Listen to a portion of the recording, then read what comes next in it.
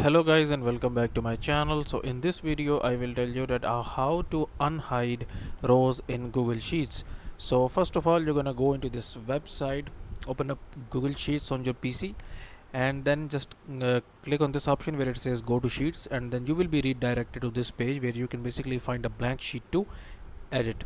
So first of all, I will show you that basically we need to first hide some rows here. Okay, so I will just hide these rows 6 7 8 9 10.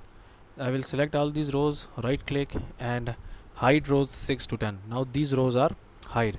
Okay, so what we are going to do here, that when we will basically come to this sheet here, we realize that some rows are not clear here.